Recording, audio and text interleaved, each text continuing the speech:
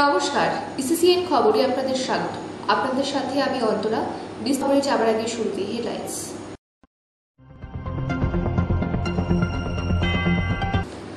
বিধ্বংসী ঝড়ে লন্ডভন্ড তুফানগঞ্জ।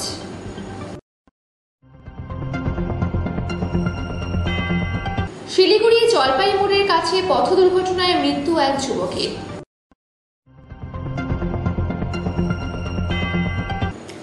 বালুরঘাট পৌরসভার তরফ থেকে বালুরঘাট শহরের ঐতিহ্যবাহী ট্যাঙ্ক মোড় অঞ্চলকে নতুনভাবে সাজিয়ে তোলার উদ্যোগ গ্রহণ করা হয়েছে।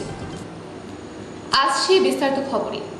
বিধ্বংসী ঝড়ে লন্ডভন্ড তুফানগঞ্জ। বিধ্বংসী ঝড়ে লন্ডভন্ড তুফানগঞ্জ নাককাটি গাছ গ্রাম পঞ্চায়েত এলাকার বিস্তীর্ণ এলাকা। ঘরের নিচে চাপা পড়ে আহত বেশ কয়েকজন তুফানগঞ্জ হাসপাতালে চিকিৎসাধীন। গাছ ও ইলেকট্রিক পোল রাস্তার উপর উপড়ে পড়ে তুফানগঞ্জ বালাপুত রাজ্য সড়ক অবরুদ্ধ। নাককাটি গাছ গ্রাম পঞ্চায়েত এলাকায় ঝড়ে প্রচুর বাড়ির ক্ষয়ক্ষতি হয়েছে বলে জানা যায় স্থানীয় সূত্রে। মোটামুটি 1:45 থেকে 2টার মধ্যে ঝড়টা হয়েছে। প্রচণ্ড ঝড়, প্রচণ্ড হাওয়া ছিল, বিদ্যুৎ চমকাইছে খুব বেশি। তারপরে বাড়িতে এই যে গাছটা ভেঙে পড়ে ঘরের উপরে। আমরা ভগবানের কৃপায় কোনো রকমে বেঁচে আছি আর কি। মানে যখন গাছটা ভেঙে পড়ে তখন কি এই ঘরের ভেতরেই ছিলেন? হ্যাঁ, ঘরের ভিতরেই ছিলাম। তারপরে কীভাবে বের হলেন? তারপরে 2টা দরজা আছে, একটা দরজা বন্ধ ছিল আর একটা দিয়ে বেরিয়ে অন্য ঘরে ঢুকছি। মানে একটা বড় সড়ো বিপদ থেকে রক্ষা পেয়েছে নাকি? হ্যাঁ হ্যাঁ, ঠাকুরই বাঁচাইছে। কে কে ছিলেন ঘরে? এই আমি, আমার স্ত্রী আর ছেলে। পরবর্তীতে কীভাবে বেরিয়ে আসেন? দরজা খুলে বেরিয়ে আসলাম। তারপরে পাশে রান্নাঘর ছিল, রান্নাঘরে ঢুকে ছিলাম আর কি। কতটা ক্ষয়ক্ষতি হয়েছে? অনেক ক্ষয়ক্ষতি হয়েছে, পুরো ঘরটাই তো নষ্ট হয়ে গেছে। কি নাম আপনার? শ্যামসুন্দর বসাক। তো কমপক্ষে 500 বাড়ি ক্ষতি হয়ে গেছে।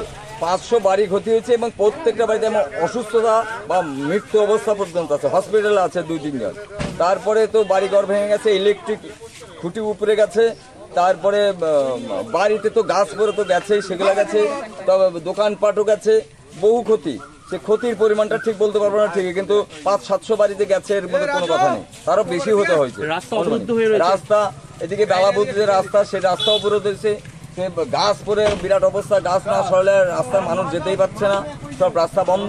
এদিকে আবার দোকানপাট আছে, তারপরে ইলেকট্রিক খুঁটি, এখানে যে লাইটিং ব্যবস্থা, সোলার লাইট ছিল, সে সমস্ত কিছু উপরে গেছে। এগুলো সব মানুষের খুব অসুবিধা, এখানে যাতায়াতের কোনো ব্যবস্থাই নেই। যানবাহন ব্যাহত, যানবাহন তো চলাচলই করতে পারছে না। যানবাহন মানুষজনদের যাতায়াত করবে, বাজারঘাট করবে, সমস্ত কিছু বন্ধ হয়ে গেছে। এখানে প্রশাসনের আধিকারিকরা কেউ আসছিল? প্রশাসনের আধিকারিকরা এই পর্যন্ত এসে পৌঁছায় নাই। সকালবেলা হয়তো সংবাদ পেলে আসবে কিনা জানি না।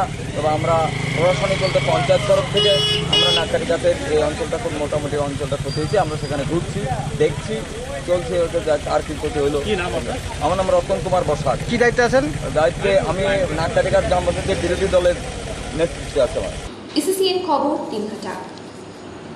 শিলিগুড়ির জলপাইগুড়ির কাছে পথ দুর্ঘটনায় মৃত্যু এক যুবকের। সকালে রাস্তা পার হতে গিয়ে দুর্ঘটনার শিকার হলেন এক যুবক। ট্রাকের ধাক্কায় ঘটনাস্থলেই ওই যুবকের মৃত্যু হয়।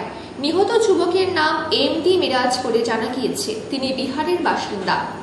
মিরাজ তার পরিবার নিয়ে বিহার থেকে জলপাইগুড়ি পৌঁছেছিলেন। সেখান থেকে ফাটাপুকুর যাওয়ার জন্য গাড়ির অপেক্ষা করছিলেন। সেই সময় তিনি কিছু জিনিসপত্র নিতে জলপাইগুড়ির কাছে রাস্তা পার হচ্ছিলেন। ওই সময় তিনি একটি টোটোর সাথে ধাক্কা খান এবং রাস্তা থেকে ওঠার আগেই বিপরীত দিক থেকে আসা একটি ট্রাক তাকে পিষে ফেলে। ঘটনাস্থলেই মিরাজের মৃত্যু হয়। খবর পেয়ে জলপাইগুড়ি ট্রাফিক ও খালপাড়া ফাঁড়ির পুলিশ কর্মীরা ঘটনাস্থলে পৌঁছে মৃতদেহ উদ্ধার করে ময়নাতদন্তের জন্য উত্তরবঙ্গ মেডিকেল কলেজ ও হাসপাতালে পাঠায়। অন্যদিকে চোখের সামনে সড়ক দুর্ঘটনায় মিরাজের মর্মান্তিক মৃত্যু দেখে বাক্রুদ্ধ তার পরিবার। कितनी उम्र थी मोहम्मद मिराज की? वही 35 के लगभग। 2 बच्चे भी, एक बेटे। तो यहाँ वो बस की प्रतीक्षा कर रहे थे कि आगे कहाँ जाना था उनको? फाटापुर रहते हैं। बिहार के निवासी थे वैसे? हाँ, घर तो बिहार में ही है। यहाँ पर यहाँ भी घर है, काम करते नहीं यहाँ भी घर है, दुकान है, सब चीज है। यहाँ फाटापुर में दुकान? हाँ हाँ, बड़ा वो घर भी है, दुकान भी है। आप कौन लगते हैं? चाचा। चाचा लगते हैं। यही की निवासी है आप? नहीं, हमारे भी घर वही है, कि हम भी यहाँ बहुत दिन से रहते हैं। सब काम में यही करते हैं? सब धंधा पानी सब यही है। कैसे पता चल रहा कि अरे हमारे घर यही मेडिकल में है। मेडिकल में क्या कौन गया वो तब आपको पता चला? मेडिकल में घर। क्या नाम है आपका? मोहम्मद अली बस। ইসিসিএন খবর দিনহাটা। বালুরঘাট পৌরসভার তরফ থেকে বালুরঘাট শহরের ঐতিহ্যবাহী ট্যাঙ্ক মোড় অঞ্চলকে নতুনভাবে সাজিয়ে তোলার উদ্যোগ গ্রহণ করা হয়েছে। জানা গেছে এবছরের মার্চ মাস থেকে পৌরসভার তরফে এই কাজ আরম্ভ হয়েছে। বালুরঘাট ট্যাঙ্ক মোড় হল বালুরঘাট শহরে ঢোকার প্রবেশদ্বার। এখন এই প্রবেশদ্বারকে আরও দৃষ্টিনন্দন এবং আকর্ষণীয় করে তোলবার জন্য পৌরসভার এহেন পদক্ষেপ বলে জানা গেছে। এই কাজ যাতে খুব দ্রুত শেষ হয় সেদিকে লক্ষ্য রেখে এর গতি ত্বরান্বিত করা হয়েছে। এখানে প্রায় 105 ফুট উচ্চতার জাতীয় পতাকা বসানো হচ্ছে। বুধবার সেই জাতীয় পতাকা বসানোর ধাতব স্তম্ভ এসে পৌঁছেছে, সেটি স্থাপনের প্রক্রিয়াও শুরু হয়েছে। বালুরঘাট পৌরসভার চেয়ারম্যান অশোক মিত্র, এমসিআইসি বিপুলকান্তি ঘোষ সহ পৌরসভার একটি টিম ইতিমধ্যে এই অঞ্চলে ঘুরে কাজের অগ্রগতি কী অবস্থায় রয়েছে তা দেখেন। অশোক মিত্র আশা প্রকাশ করেন যে আগামী কয়েক মাসের মধ্যেই এই কাজ শেষ হবে।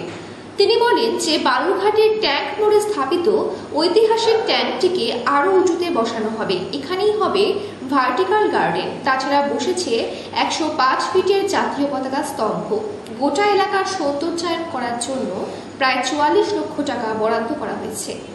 রঘুনাথপুর যে ট্যাঙ্ক মোড় আছে, ট্যাঙ্ক মোড়ে আপনি এসছেন, মূলত কি উদ্দেশ্য, কি জন্য এসছেন? আপনারা জানেন যে বালুরঘাট শহরের যে ট্যাঙ্ক মোড়, যে ঐতিহ্যবাহী ট্যাঙ্ক, যে ট্যাঙ্ক মোড় হিসেবে পরিচিত বালুরঘাট শহরে, সেই ট্যাঙ্ক মোড়ের যে ট্যাঙ্কটাকে আমাদের একটু উঁচুতে স্থাপন করে এবং পাশাপাশি তার প্রাচীরগুলোকে এবং একটা ভার্টিক্যাল গার্ডেন সহ পাথরে সহ যে বিউটিফিকেশন কাজ এবং সর্বোপরি বালুরঘাট শহরের যে সাধারণ মানুষের যেটা দীর্ঘদিনের দাবি ছিল, সেই পরামর্শ ছিল, সেটাকে গ্রহণ করে আমরা যে উদ্যোগটা গ্রহণ করেছি, যে ট্যাঙ্ক মোড়ে আমাদের 105 ফিট হাইটের যে ন্যাশনাল ফ্ল্যাগ সেটার যে স্থাপন করা এবং ভার্টিক্যাল গার্ডেন সহ এই ট্যাঙ্ক মোড়ের যে সৌন্দর্যায়ন বৃদ্ধি করা, সেই কাজগুলো আপনারা জানেন যে অনেকদিন আগেই শুরু হয়ে গেছে। তো আজকে সেই যে আমাদের যে ন্যাশনাল ফ্ল্যাগ, সেই ন্যাশনাল ফ্ল্যাগের যে স্তম্ভটা, সেই স্তম্ভটা দেখতে পাচ্ছেন যে চলে এসছে, সেটা স্থাপনের কাজ চলছে এবং পাশাপাশি অন্যান্য কাজগুলোই চলছে।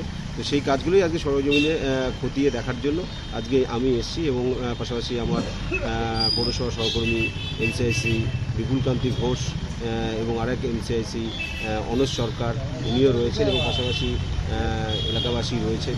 দেখছেন আপনারা যে কাজটা চলছে, সেই কাজটাকে আজকে আমি সরজমিনে খতিয়ে দেখার জন্য এসেছি। ইসিসিএন খবর দিনহাটা। ইসিসিএন খবর এখনকার মতন এ পর্যন্তই। আপনারা দেখতে থাকুন ইসিসিএন খবর, সবার মাঝে সবার সাথে।